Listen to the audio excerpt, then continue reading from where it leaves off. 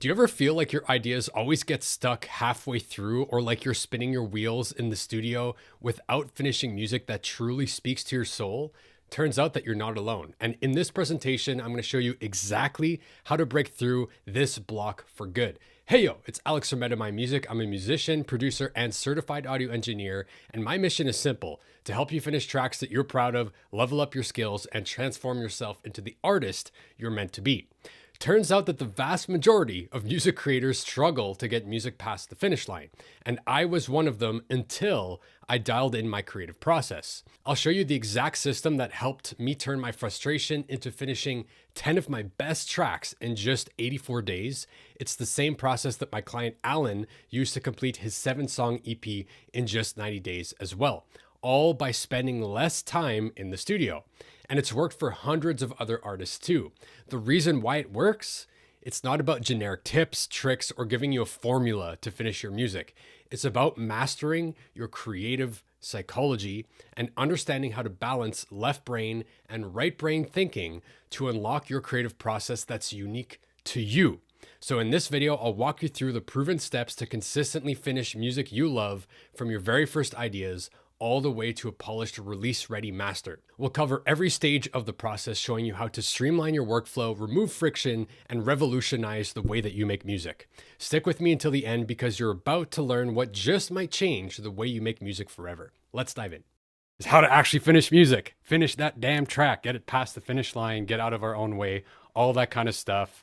And yeah, just breaking down what I have discovered in my own personal journey in talking with other producers, artists, engineers, my own clients, etc., and really trying to dissect and understand what is behind this problem and how can we finish music that expresses something meaningful, something deep, that says something, makes a statement in a way that aligns with creative flow and isn't so frustrating. Okay, so that's going to be the North Star for this presentation, and I'm going to walk you through some treats in service to making that happen. So here's what we're going to cover today. Finishing music, number one, great. Then we're going to talk about workflow wizardry and what even I'm talking about. So we'll keep that as a secret. We'll talk about that. And then we'll talk about using the system, which I guess that gives it away. Is a little bit about what workflow wizardry is, but we'll talk about how to use it. And then finally, we'll summarize and then open it up for Q&A, fun music questions, whatever comes up. And so let's talk about finishing music first and foremost. So number one problem.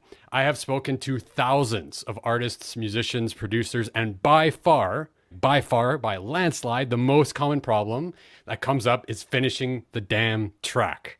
Okay? Yeah, let me know if you ever have struggled to finish music in the chat. Drop a 1 or something, because it is very, very common for people to get stuck in the loop, to get stuck in arrangement, to doubt themselves, to not get that last 10%, which are all symptoms of not being able to finish a track, right? So a lot of people face this, right? It's me too. I face this constantly. It's a big problem. So let's talk about it. Why? If you've been making music for a while, chances are you've tried a few things to solve this problem. YouTube tutorials, maybe music theory, fancy plugins, online courses, etc. However, you still find yourself getting stuck in loops and burying projects in your hard drive graveyard, right? So you're accumulating more and more projects that you've started. Maybe they got half finished. Maybe you got as far as a loop. Maybe you got it past the composition. You're feeling good about it, but still, oh, you lost momentum and then it went back in your graveyard. So why does this happen? All of us, a lot of us, so many people, is it like this mythical creature that we can actually finish music, or that some people like effortlessly release a ton of amazing stuff while others like seem to struggle? Why? Okay, let's break it down. So my goal with this presentation is simple. I want to show you the truth as to why this happens and give you the solution to solve it right now. And so you can go ahead and execute and solve this forever, so that if you want to finish music, it will not be this mysterious mythical creature that you're trying to hunt down like a rare Pokemon or something. Okay. So before we go in, heyo, I'm Alex. Who am I? I don't want to go over every detail of my backstory. So here's the 30-second version. I look like a psychedelic hippie. That's partly who I am, but this is my journey. Is I started out as a musician who wanted to be an independent self-producing artist. So I've been playing guitar for 15 plus years. I've played in bands, all that good stuff. I've always wanted to be able to produce my own records and be like an independent artist. So determined to make that happen, I decided to go to audio school and learn the ins and outs, pun intended, of producing music. And that was not the answer. So in 2012, I went to school to learn engineering, plugins, mixing, using a desk, recording saxophone, recording bands, sound for film, you name it. And I learned all of this technical knowledge, and I was still struggling to finish music. So I was pretty pissed off. I was confused. Why? Isn't that the answer? Once you know all the technical stuff, you're good to go? Maybe not so much. So defeated and on the verge of giving up, I decided to take a break and study psychology, spirituality, creativity, and I became obsessed and discovered how I was unknowingly working against myself in my own journey. And I realized that this actually was a very common theme with other creatives that I talk to. We'll talk more about that. But it was from that break that I had that distance to be able to see it. Because a lot of the time we're in the weeds and we can't really see the meta of what we're doing when we're in it. But sometimes that break lets you do that. So what happened is I started to implement these insights and revolutionized my process once I changed my understanding of the creative process and this kind of workflow. And then from there, finished music with ease. Like I've scored gigs producing music for others, mixing music for others, producing records. I play in a band, and with the music we finished, we won the Western Canadian Music Awards, all this fun stuff. And I'm doing full-time music, helping other people with this method as well, finishing my music. Good times. Cool. That's my story. So let me know who wants to finish better music faster by working less. And I see Tosh has a raised hand. What is up, my man? Raised hand. So a lot of people, yes. Okay. So when I say this, you might have resistance. Like better music faster with working less? Like that sounds almost too good to be true. And we'll break that down a little bit more. But if you guys are stoked, let's do it. All right. What is this magical thing? What is workflow wizardry? Let's talk about it. So brass tacks. It is a 7-stage process, 7-stage system. And breaking it down, we'll go more in detail in just a sec. Calibrate, flow, extract, compose, edit, mix, master. Now, some of those phases might look familiar, especially the compose, edit, mix, master, which is most of the time, right? It's like, I have this song, and then you produce it with new sound design, new layers, you record parts, get the good vocal takes, dress it up, mix it and master it, and release it. But there's this whole other side. What about before we get to the finished song? That's amazing, right? So that's where those extra 3 stages come in, and we'll break these down.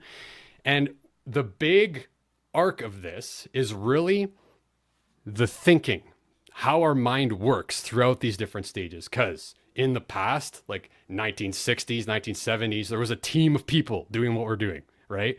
And each stage of the process, whether it be coming up with the first ideas, developing the song and the meaning and the intent, and then recording that intent, and then producing it and getting other members, and then getting the mixing engineer, etc. It was like different people with different perspectives on the craft as it was moving forward, right? And a very simple way to describe this is what is called divergent thinking and convergent thinking. A simple way to put it is left brain thinking and right brain thinking, which essentially, to break it down, convergent is basically narrowing, right? It is like we're trying to finish something for a specific goal. We're solving problems to get to this place, right? Finishing a track. Whereas divergent thinking or right brain thinking is a lot more brainstorming, right? Creative flow, exploratory, all that kind of stuff. And these are actually different modes of your brain that cannot work at the same time. Okay. So that is why we separate this into different stages like this, because let me know is, have you ever felt like you were putting in a ton of effort with your music, but you have nothing to show for it and you're exhausted?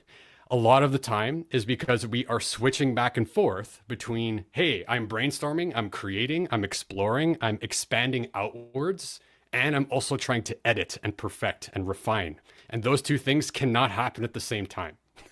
So that is one thing. And as we go from left to right, we kind of start getting more and more convergent throughout the process. And the other side is these top 4 stages versus the bottom 3 is this other balance of logical versus creative and emotional, right? So when we're analyzing things using logic, using techniques, known best practices, whether it be music theory, composition, production techniques, mixing techniques, etc., that is one form of perception. Another form of perception is emotional and intuitive, is like following your gut, right? And being in the moment and just being confident in that.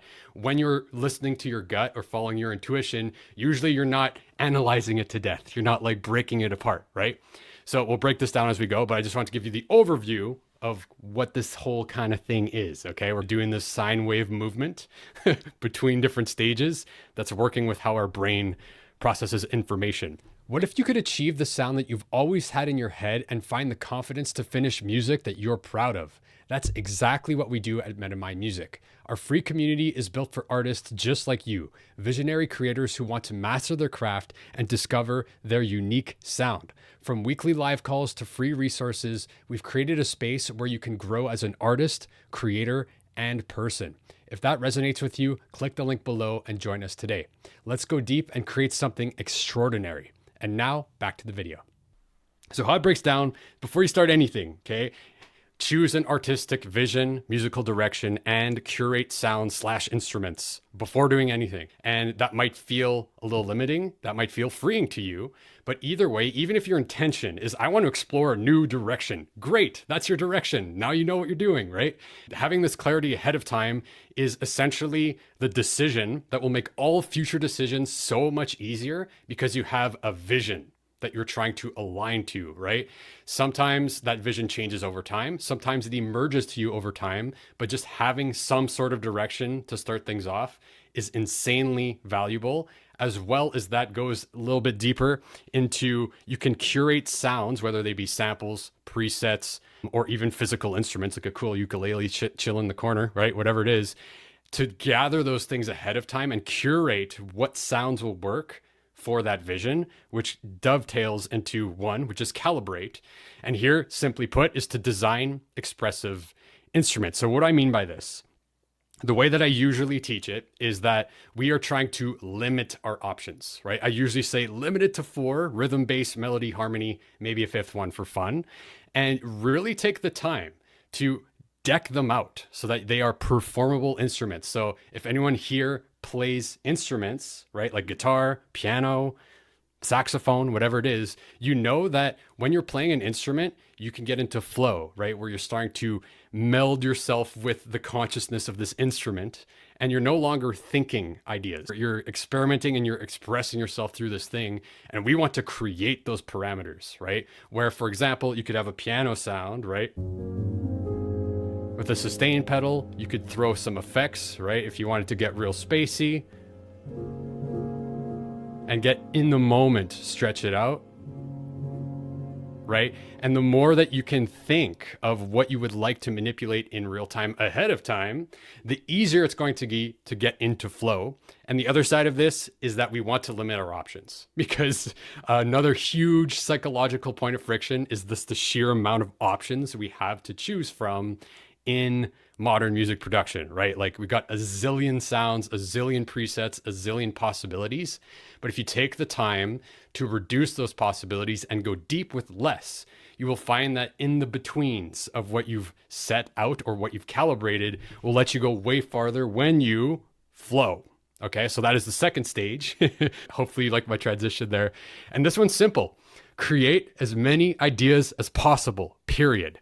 Okay. And if we want to just be at the highest level, it doesn't matter how, just do as many as possible.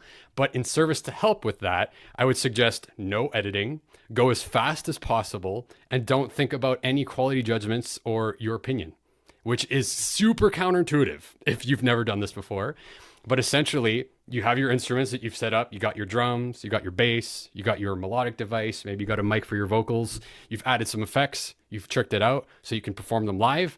Now you want to just open your DAW and just jam out as many ideas as possible, right? With no focus on quality. You might ask yourself, like, why? We'll get into that in just a sec. But essentially, we want to engage with the creative act and remove the friction of expectation, of quality judgment, of is this good or bad? Where is this going? Is this going to lead anywhere? Am I wasting my time? Am I horrible? Writer's block, perfectionism, all of those things. We want to remove that. And one part of that is going to be you have to allow yourself to make crap. One of my mentors said an awesome quote. He's like, if you don't make crap, you will get constipated, right? And that's part of any healthy creative process, is that you want to allow yourself to release stuff, even if it's not ideal, even if it's not perfect. Hey, nobody I've ever met ever makes something beautiful every time they're in the studio. And that's an unhealthy expectation to have, right? So we're lowering that and engage with that play, right? Have some fun with it. Then from there, you want to play and experiment with your best ideas from your flow sessions and create as many variations as possible. Because fun fact, I'll give you a little sneak peek. There's this 80-20 of ideas that happens where 20% of your ideas will be magnitudes better than the rest, and you will have not worked any harder on them. So that means that your effort, at least in the idea stage, is not related, or at least directly correlated to the amount of quality that comes out, right? Effort and quality aren't necessarily a one-to-one ratio. And then from there, once you have maybe an awesome loop, maybe you got a couple different sections, before getting into a composition, you want to let yourself go deeper with those ideas and see how you can manipulate them and change them and experiment with them, what your mind can conjure in terms of, oh, I wonder where this idea could go. Oh, where could we go? Still brainstorming in the hopes of creating as many variations as possible to allow things to emerge. So if ever you've stumbled upon a happy accident, which could be like you played the wrong chord, but it sounds dope, or you move something in the timeline, but you mislined it up and didn't fall in the grid. And then you're like, oh, but this sounds so much better, right? Happy accidents, right? So we're allowing the space for that to happen so that when we get to compose, right, we have a lot more material than we intend to use, right? You have options, you have an abundance, instead of being like, all right, so I got my intro, verse, my drop, now what? That's not a great place to be when we're composing. And then from there, we want to aim for rough compositions, again, for the sake of volume. And it's the same idea as the flow stage, where if you remove the pressure of having to have compositions that are like, have all the details, have all the parts, have all the layers, perfect transitions, an amazing song that's legendary, is going to go down the history books. And you just be like, this has to just be an idea for a song with a beginning, middle, and end. And it's okay if it doesn't have all the parts. And you really lower the bar. It's going to allow you to do more, which will allow you to practice finishing more songs. It's going to help you, again, curate quality, because you're going to get more volume, and you're going to have a certain subsection of your songs that are just so much better. And also, it will help you identify the common elements among your songs and start developing your way of doing these things. Then moving forward, it gets more into what you might be familiar with, where then you have a composition that you want to move forward and finish. You want to refine it into a pro production. Then from there, you want to mix the track and compare to references, etc., to get it to the standard of quality sonically, and then finalize it with a master, get it to the right volume, and for whatever use case we're going for, right?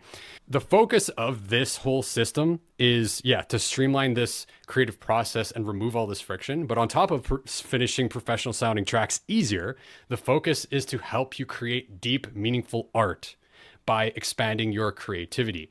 Because making music with the system and reviewing your progress, we'll talk more about that in just a sec, you'll develop your unique workflows and methodologies, and that's what it's all about. You could see this as your artistic IP, right? This is like how you do the stage. How do you design instruments and play them? How do you flow out ideas best? How do you experiment and develop your ideas farther? How do you compose songs, et cetera, et cetera? That's all unique to you, which you'll never find in a tutorial, right? And then from there, again, knowledge. So true knowledge comes from extracting meaning from your personal experience. That's how I define knowledge. And true art cannot be taught. That's why you can't just teach somebody how to express themselves as a one-to-one thing. Just do these 3 steps and you can, no, it's not that simple, right?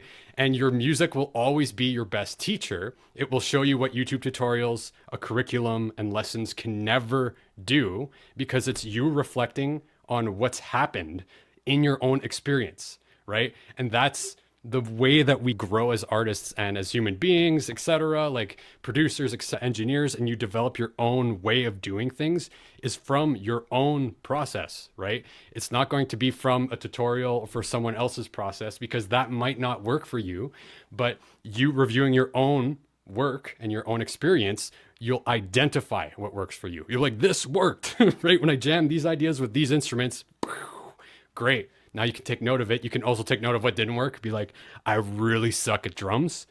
So maybe we'll do something more simple, right?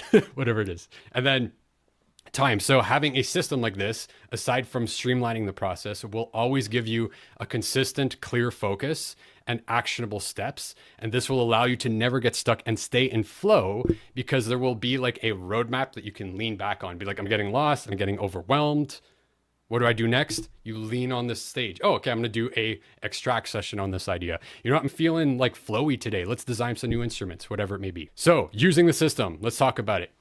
All right, so I want to take you on a little journey. Take a step with me into this metaphor, okay? I would like to invite you to envision ideas as a physical object that are like seeds. Okay. And what does that even mean? Let's think about seeds for a second. Seeds grow and you don't have to force them to grow, right? You do not have to go to a garden and start yelling at it and be like, you have to be more creative. You have to grow faster. That is not how it works, right? What do you have to do to grow a garden? You have to find some land that hopefully has the mineral content and like enough sun and isn't winter time half the year, like where I live, whatever it is, for whatever you want to grow. So there's the vision part, right? And you're doing some calibrating. You're like doing the landscaping. Tomatoes are going to go there. We're going to have this here. Oh, it's going to be a nice mix. Nice. Then what do? You plant seeds, right? You plant a lot of seeds. And guess what? Not every seed grows. Only a certain amount of seeds grow. So hopefully you can see the parallel here. Some seeds just take roots. Sweet. Okay, that makes it easy. And then from there, what do you have to do once they take root? You keep watering them. You just show up, you play with them some more. You show up consistently, you keep watering. And what the seed has is the whole DNA for the entire plant, right? A tiny seed can grow into a massive giant tree and it has all the information inside this tiny little thing, right? It's the same thing with ideas. A core, very strong, meaningful, resonant idea in your mind has everything it needs to percolate into this amazing creation. All you have to do is show up and interact with it, right? And then from there, you bear fruit. So the reason I bring this analogy up is that it removes the pressure. It removes the sense of you have to be more disciplined. You need to be better at your craft. You need to force yourself to do better, right? No, you don't. You actually have to do less. Let it come through, right? And just show up more consistently. And by reducing the pressure, it will make it more fun and less of a pressure thing, right? Which I know I've struggled with that quite a bit in the past. So with this analogy, let's move forward to this crazy contraption that I'll show you right now. So I built this Notion template.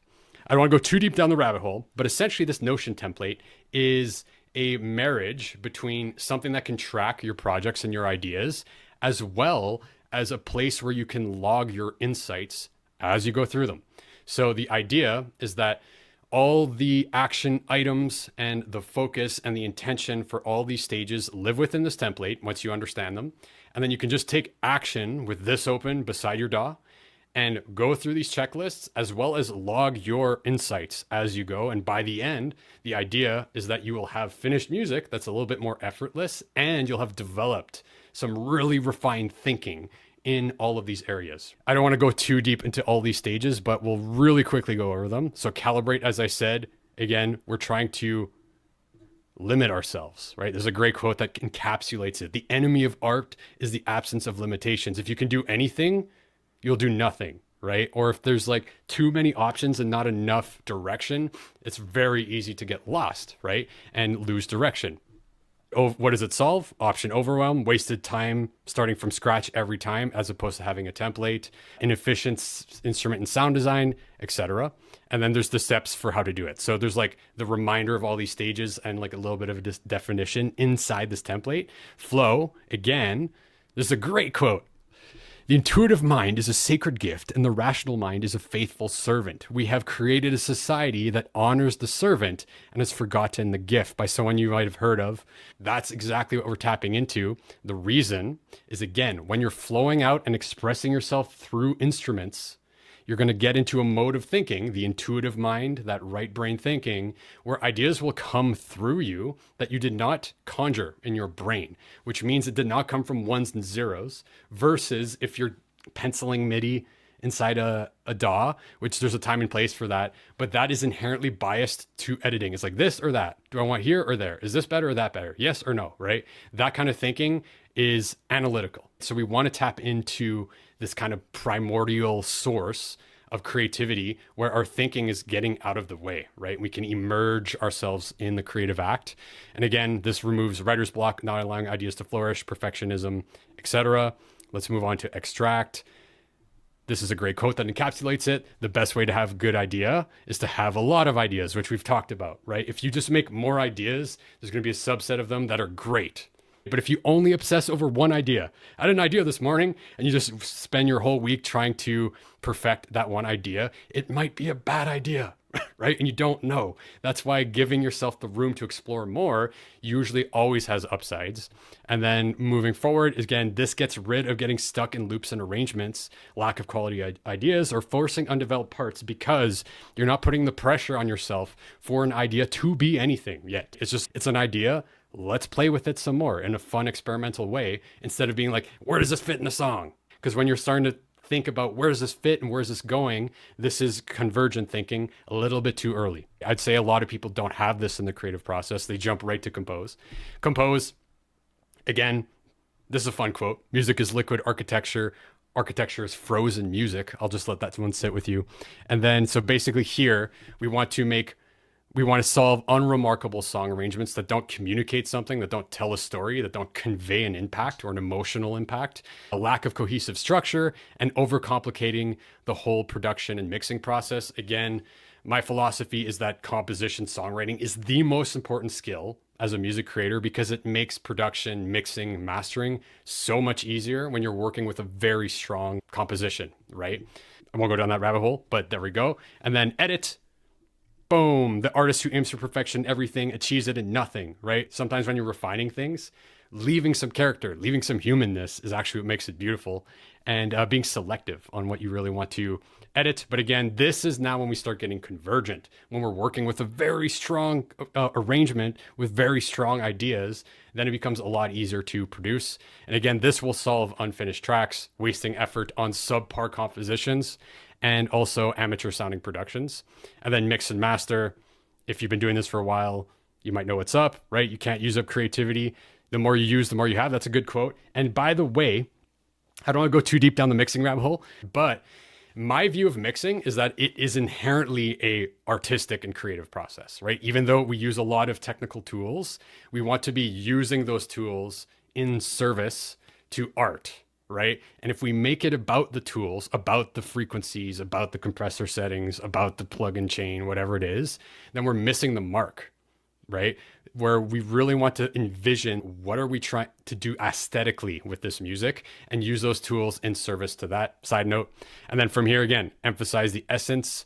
This solves unprofessional sounding tracks, not understanding the tools, overwhelmed by the process. And then finally, mastering. A great quote: art is never finished, only abandoned. So we have to let go at a certain point once you've achieved the best of your abilities at this point, and that your efforts start doing diminishing returns, where you're spending an eternity for something that most people won't even perceive. It might be worth using that effort towards another project. And then mastering solves poor translation across speaker systems, unpleasant frequency extremes, unwanted clipping, noise, distortion, audio artifacts, all that kind of stuff, and hitting the right loudness target for the medium. If it's going on Spotify, are you playing it as a backing track on a crazy festival, that might have different mastering needs. Cool. So we got that. If you need a reminder, it's in the template. If you want the template, let me know. I'll share it. So here's where the meat of the system comes in. Okay, is as we've walked through these different stages, there are cards that represent the workspace for each of these stages. So for example, if we look at designing 4 instruments, which is a great way to limit yourself, only 4 instruments, Okay, cool. So let's do rhythm, for example. So you would open this card up when you're ready to design a rhythmic instrument, whatever it may be. This can be anything. It could be triggering samples with a pad controller. It could be your hand drum. It could be a drum loop or a series of drum loops that you're triggering in some cool way. It could be anything that you can imagine, okay? And then from here, the action steps for what you need to do to complete this live inside here, right? So I encourage using timers. Then you want to visualize the music you want to do. Maybe identify an inspiration or a reference for what kind of rhythmic instrument or what kind of sounds you want to use. And then you want to design your instrument, get it into the DAW. I'm not going to go through all the steps right now because this would make it too long. And then optimize your system. So for example, you have your rhythm instrument designed. You want to make sure to lower the buffer size so there's no latency. Maybe start it off at minus 10 dB so that you're not clipping your master when you have all these instruments. Save that part, optimized, cool, move on to the next instrument, so on and so forth for bass, melody, harmony, etc. And you run through these steps. You can rename the card if you want to get real admin with it. Rename it to whatever the instrument is, because down the road, guess what? You can recombine them in cool ways. I can show you demos of some calibrated instruments if you want later. Then from there, you have those 4 instruments saved into a template, right? And it can be anything. It could be like, I got my guitar routed in. I have my pad controller for the drums. I'm actually going to use this synth for the bass, and I'm going to use my vocals for the main melody. Cool. Great. So you have that set up, saved to a template. Now the idea is to jam out as many ideas as possible, right? So what you would do is create a new project card for each new idea. And I would encourage, like what I do with my clients is I tell them, I'm like, okay, how much time do you have? And they're like, okay, I could do 30 minutes to an hour in the morning or right after work. And I'm like, cool. What I would encourage is for you to make an idea in 10 minutes. Set a timer, make an idea, 10 minutes, you're done. 10 minutes, you're done. 10 minutes, you're done. Do it 3 times, up to 5 times, 6 times if you want, with no focus on quality, and export the audio, right? And people are like, what? And don't listen back. That sounds insane. But what happens is, like, by doing that, at first it's going to feel weird. There's going to be some days you're like, oh, this is pointless. Your brain is going to hate you. It's going to be like, this is not going to work, blah, blah, blah, blah. You just keep doing it. You're going to keep compiling these ideas. You'll probably have 20, 25, 30, depending how hard you go, then all at the same time. Then you listen back to what happened. Most of it you won't even remember making. Most of it will not be good. Some of it you'll be like, wow, this really resonates. That's great. So right there, you're going to be able to create really high quality ideas with a very low amount of trying, right? Just showing up, watering those plants, planting the seeds. And it's amazing what happens. It's really hard to convey how it feels to do this. I would encourage you to give it a try. But that's essentially what happens. You realize that, okay, I jammed out 30 ideas, 40 ideas, and I'm listening back, and like 6 of these are amazing. 7 of them are amazing, and I'm super excited to move them forward versus the other 33 that are, it's all right. And the key here is that you are evaluating their quality all at the same time outside of the studio, not while you're creating. And this creates just so much more of an unbiased vision of what is actually happening in the music and what is speaking to you versus, let me know, have you ever worked on a track and you're like, this is insane. Like, I'm feeling this. Holy man, you spent 3 hours, you go to bed, you come back, you're like, what was I thinking, man? Yikes. I don't know if I'm vibing with this so much. And again, that's because our opinion is very unreliable, especially in the beginning. But then from there, again, you curate the best ones. Let's say you have 30 ideas here. You'll get like 5, 6, 7, 8 really good ideas that are moving forward to the next stage. And then I would move those project cards forward, and the other ones, you can delete them. You can remove them. And then from here, all the action items, we won't go through all of them because it might make this really long, but essentially all of the action items for each stage of the system live within the card. Right? So, okay, what do I do for an extract session? Open up the idea, go through these steps, done. You're basically just you're listening back, you're coming up with some experiments of, I could try this, maybe I'll try some inversions on the chord progression, maybe I'll simplify the chord and just use the core triad and let that happen and jam out bass and drums, see where I go. Maybe I'll take what's happening in the drum rhythm and apply it to my melody, and maybe I'll use a different instrument. Whatever you can think of, make a list, and then you go attack that session in the spirit of experimentation and seeing where these ideas could go. And then from there, there's going to be songs that emerge, those happy accidents. Remember, there's going to be stuff that happens where you're like, whoa, man, I'm super excited, or the song reveals itself, or maybe even from your flow, you already have a song structure. Great. If you already have a song structure and or the main essence, the core main payoff moments and the main motifs of your song are there, then you're in a good position to move it to compose. And again, this becomes a volume game. If you're just starting out with this, be patient with yourself. It's something new. And if you're newer to finishing music, that's one thing. If you've just struggled because time stuff or like you get stuck in the process, this will really help. But what I would encourage is volume, which sounds crazy, but the more that you can get ideas generated, experimented with, and rough compositioned, if that's a verb, right, is that you will be able to see quality so much more clearly, right? Where you'll be like, these songs have something special. These songs really speak to me. And you're going to have more opportunity to cycle between different projects, right? Because if you have 2 songs and compose, you're still going to end up listening to them 20 times, 30 times, 40 times in loop as you're working on them. But if you have 6 different songs and compose and you're cycling sessions between each one, song 1, then 2, then 3, then 4, by the time you come back to song 1, it will feel fresh. You'll be like, oh yeah, this one. And you'll have a lot of clarity because of that arm's length, because you're not listening to it so much, which is very hard to do as a solo independent creator, because we're doing it the whole 9 yards, the whole step of the way. So by using a cycling technique, you can really create that kind of unbiased experience of being able to see the music for what it is instead of what you think it is, right? Huge difference. A good analogy for this is, imagine you take your favorite song right now, right? Or one of your favorite songs, and you listen to it 5 times in a row, 20 times in a row, 50 times in a row. By the 50th time, you will probably not want to listen to that song. You'll be like, I'm sick of this. It's boring. Like this torture. Ugh, I don't even like this anymore. Nothing changed about the music though. It's just like your bias of having heard it so many times. And that's an exact example of what we do to ourselves when we listen to our music so much, right? And then from there again, so on and so forth. Edit, mix, and master is usually more of a convergent process, which all the steps are in here as well for my methodology and the suggested process to make it simple.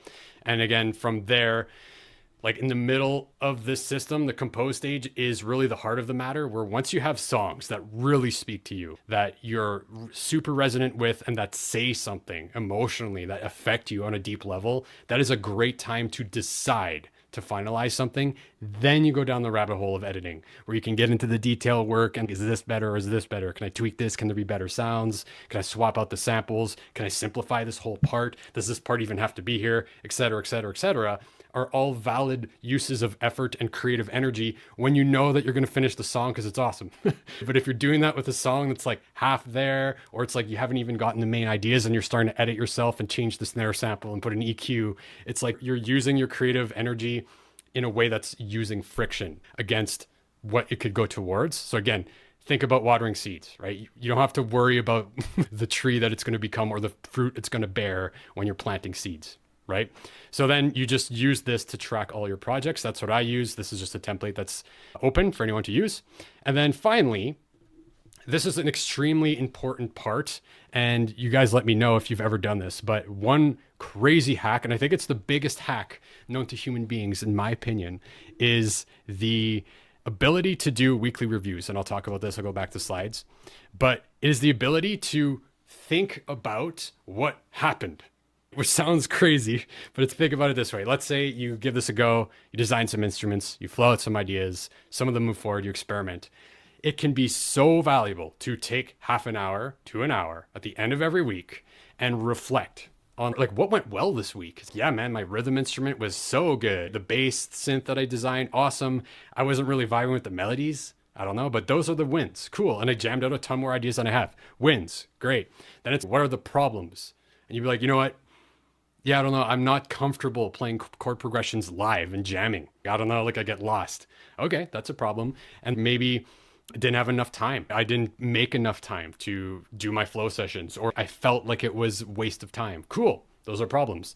Opportunities. What can you do differently to make it better, right? And you might be like, maybe I'll use a chord progression loop. Like maybe I'll use a sample to help me get started when I'm flowing. Or maybe I'll learn a super simple chord progression that I know that I like from maybe another song I like. Cool, that's a potential solution. And maybe you'll design a different melodic device, etc. Maybe you'll make more time for yourself in the morning. If you continue to do this process, each of these stages will get super freaking refined over time, where you're going to be super confident doing all of them, where you know how to design instruments, you know how to play them, you know how to flow out ideas like this and be confident, you know how to experiment with them and develop them farther in a way that resonates with you. You'll know what ideas you tend to like, know what chord progressions you tend to gravitate towards, you'll know what song structures pull you and how they create dynamics. All of these things get refined because of weekly reviews. Cool beans. So now getting into a little bit more practical, there's the thing, we can answer questions about it, but all the action items on what to do and what steps are all inside that template. And then here are just some overarching ideas that can be helpful if you so choose to experiment with some of those techniques, or even if you're going to go take your own interpretation of this and do it yourself, is that you want to make time, right? So you have to make time for your music, ideally commit half an hour to 120 minutes, whatever you want to do a day for this. And if you take this seriously and follow the process, you'll effortlessly finish amazing sounding music you love. So full disclosure, like I am a full-time music creator. I work with clients. I'm creating content, all the 9 yards of an online business. And I still have to make time for music. Believe it or not, I still have to be like, this hour is music making time. Otherwise, it never happens. It gets pushed away. Other duties come in, other things. I get distracted. It doesn't happen. So no matter what your life situation is, you still have to make time to do this. My true hope is that this system works for you as it does for me and the clients that I've worked with, is that if you just show up and execute on those steps, you will get the fruit. There's no other way, right? It will happen, but it's just being able to commit to showing up to water that garden. That's all you got to worry about. And that's usually where the strongest point of friction is, like showing up consistently. But that's probably the biggest piece of advice. The next thing, trust the process. So no matter how you feel about the process or the results of your sessions, continue to execute on the action items. When in doubt, take your best guess, okay? And finishing a project is the fastest way to learn and level up. So if you've never done some of these techniques before, chances are you're going to feel extremely uncomfortable at certain points. Your brain is going to tell you, this is crazy. Why are you doing this? This is fruitless. What a waste of time. You're not good enough. This is madness. Blah, blah, blah, blah, blah, blah, blah, blah, blah, blah. Because you're stepping outside of the comfort zone and you're getting into uncertain territory. And then your brain does that to protect you from uncertainty. Because back in the day, if you were to see a tiger, probably life-threatening. So your brain's like, all this fear response comes up. But that happens in the creative process. And just know that if you feel overwhelmed, if you feel uncertain, I don't really know how to do this, I don't know if I'm good enough, whatever, just take your best guess. Because in a creative process, and this, I don't want to go down the rabbit hole of traditional education, but like the creative process, any action can be a potential creative breakthrough. So even if you do something that's a bad session or it doesn't yield anything, you never know where a creative breakthrough could happen, right? It could be that some idea that you were not feeling in the moment did not go well. And you're like, oh, that was garbage. Yeah, that was a waste of time. You never know. That might actually be, when you listen to it later, a creative breakthrough. Or it might be like, oh, this is actually a good part for this other song I'm working on. So you never know. And that's why taking a best guess is so much better than, oh, I need to study more. Oh, I need better gear. Oh, I need to go do something else, learning, versus just lean into that uncertainty. And the more you do it, the easier it will become. Okay. And then finally, yeah, finishing music, aside from the benefits of, hey, you have fruit and you can share it with other people and they can eat mangoes, whatever, is that finishing a project is by far the best learning experience, period. It's going to be better than taking lessons from your favorite producer, better than YouTube tutorials, better than any course. Is finishing something, even if you don't release it, finishing that thing will show you all of your creative breakthroughs waiting to happen. You'll be like, oh, I need to focus more on composition. Oh, I need to focus maybe on playing these instruments a little bit better or getting more on the flow. Cool. Guess what? When you double down on that, you're going to exponentially increase progress. But the algorithm will suggest you need this new synthesizer or you need this new method, which has nothing to do with where you might be at in the process. And then finally, take action. So implement the steps of the process as you go through the system. All right. Complete the exercises before moving forward. And the only way to get results is by taking massive action in the studio. So if you can really focus in on your only responsibility is to show up and execute on these steps. That's all you have to do. It can reduce the pressure. And if you do that, you will finish music, right? Especially with something that's mapped out like this, because all of your effort will be channeled into the best thing that it can be at any given moment. And you can use your creativity to make it more fun, to make it your own over time. That's the whole purpose, right? We don't want it to be shackles and chains, but we want it to be a reliable structure that's repeatable so that it can produce repeatable results, right? If we want to finish music consistently. Open mind. I feel like most people in this group probably have an open mind, which is fantastic. So embrace new perspectives, experimentation, stepping outside your comfort zone, save your judgments until the end. All those things are great because that's what's going to step you into a little bit more unique of a sound, a little bit more you in the process, because our brains can latch on to certainty and be like, I have a process for everything. Let's go for it. Sometimes you got to go outside what you're comfortable with, and it can lead to amazing places. Making it fun. So ask yourself how you can make these stages of the system fun. If you're excited about it, it will be easier to stay consistent, right? Plus, remember, if you focus on the inputs, outputs take care of themselves, just like that garden. How can you make gardening fun for yourself? And then leverage community. Think of a personal trainer. If you just like, I'm going to go to the gym at 7 p.m. Tuesdays and Thursdays, let's go. And then by week 3, you're like, oh, I'm lazy. But if you go with a friend, if you have a friend that's meeting you, it's, oh, I don't want to let Lex down, man. Like I promised him. All right, let's go. And just that slight accountability is just all psychological, and it can make the world of difference to stay consistent when you're working with someone else. Focus. This is just a side note, which I had to throw it in there. But if you're limited on time, and or if you find that you're not able to focus as you would like to, I would highly encourage you to schedule things on your calendar, like right now. Like, when are you going to make music? Right now. Put it in your calendar. And ideally, I would turn off all distractions, which for me, I only have notifications for one app on my phone, which is like emergency contact and people that I give that number to. Nothing else has notifications. Why? Because it will kill your focus. If you see badge icons and it's ding, I won't go down the rabbit hole of what that does to your brain, but essentially it fragments your focus. Or you're in the flow and now it's like ding, and now you're like half your focus is on the ding and half your focus is on the music. And here's just a few ethos flag in the sand things that I stand behind, which have been useful for myself as well as other people, is action over theory. So do to learn instead of learn to do. So theory in service to action, information does not equal knowledge, artistic direction, creative breakthroughs, and the best methods are revealed by testing them through making music. The most important skill in music production is just showing up. That's literally all you have to do, because all of the insights that you need and the areas, the gaps that you need to fill are going to be revealed to you through action, not through learning theory. Okay. And then process over results. Again, the creative process is uncertain. We're creating a framework of certainty around a thing that's inherently uncertain. So you will feel unsure, you will experience fear, and you will get stuck. And that's normal. Usually what makes you question yourself, though, is focusing on the result, right? So accept it, focus on the process, and move forward through it. So you might be like, oh, I'm not good enough. I don't know if this song sounds good. I don't know if this is going. Like, all of these things are fear-based, focused on an unwanted future outcome, right? Or uncertainty, versus how can I make planting seeds better today? Like, how can I make this more juicy, right? That's a way better place to be focused on, is the process, right? And then problems over solutions. So there's an infinite amount of things you can learn, and not all knowledge is created equal. Identify specific problems before implementing random solutions. I share more about that inside the template.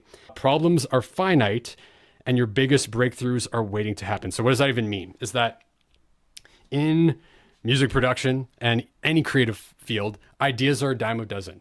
Like, you could come up with a solution. I could try this. I could try this. We could go here. I could try this preset. Oh, let's manipulate and warp time stretch this thing. Let's try this guitar, whatever it is. And that's infinite. There's no tether to those ideas. You could just continue forever. And when we think about problems, where it's, oh, this section of my song isn't really working. Let's get more specific. I don't know if the rhythm section matches the vibe that I'm going for. Okay, go even deeper. I don't think this hi-hat and this bass drum really suit this part or has to change performance-wise to fit. Cool, that's very specific. Now around that problem, you can get creative. And you know that the solution will actually have tangible progress towards finishing a song. This is more towards finishing. And it's the same thing with finishing anything. Just make for the finishing of the music a defined specific set of problems that have to be solved, and then get creative around how to solve them. And then you will have a roadmap to finish music. Okay. So summary, follow the plan, guidelines are on the template.